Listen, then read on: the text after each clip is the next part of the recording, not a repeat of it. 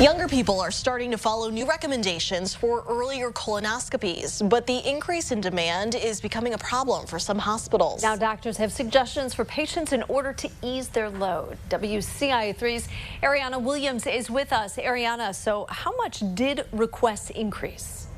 Doctors at OSF tell me appointment requests jumped 20% since the screening age was lowered in 2021. Now they're giving alternative screening options to patients to give patients a peace of mind. Going in for a medical screening can be a stressful task. There's a certain subset of patients who are hesitant to get colonoscopy for one reason or another. But what happens when you build up the nerve to schedule your appointment and it's all booked out?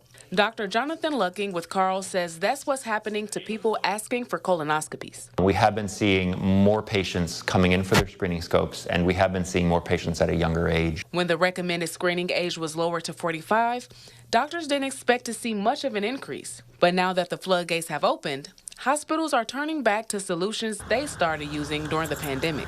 Carl and OSF are sending home-based testing kits if people request a colonoscopy but don't meet certain risk factors.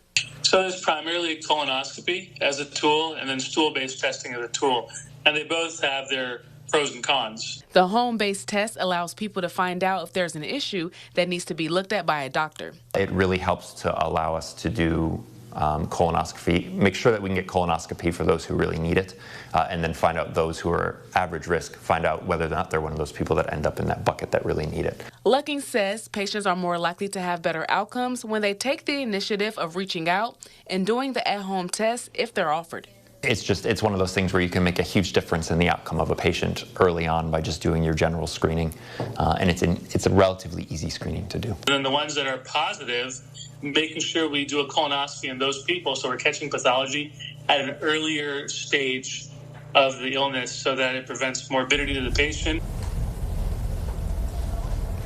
Doctors say regardless of your age, if you're experiencing any symptoms of colon cancer, contact your primary care provider and they'll go over what options best fit you.